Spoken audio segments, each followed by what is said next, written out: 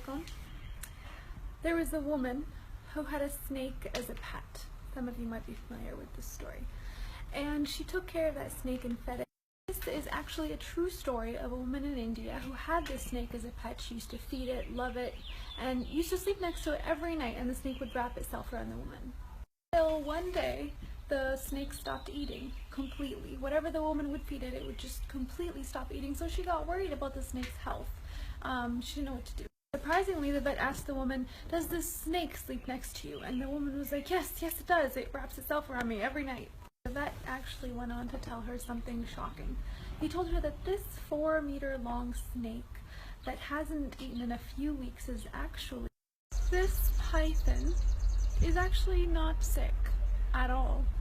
It's just preparing to eat you. Every time that it's actually creeping on you, wrapping around you and hugging you, it's actually checking your size and how great of a meal you are.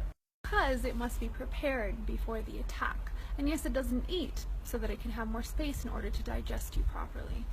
The moral of this story, of course, is that even with people who are very close to you, people who you're very affectionate with, they can have very bad intentions. You need to identify the snake around you and their true intent, because hugs and kisses are not always honest. But because of the pure intentions that you and I might have, it might actually be very difficult to distinguish that snake around you.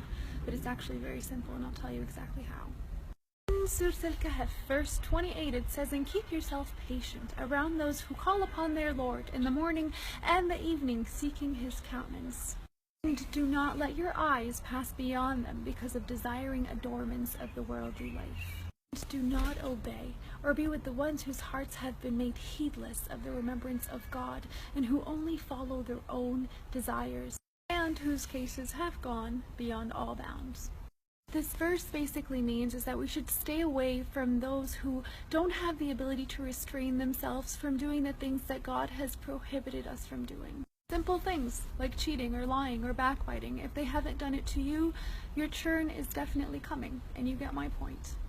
And may God always protect us from any evil and keep us around those whom He loves and do the things that He loves and approves of always.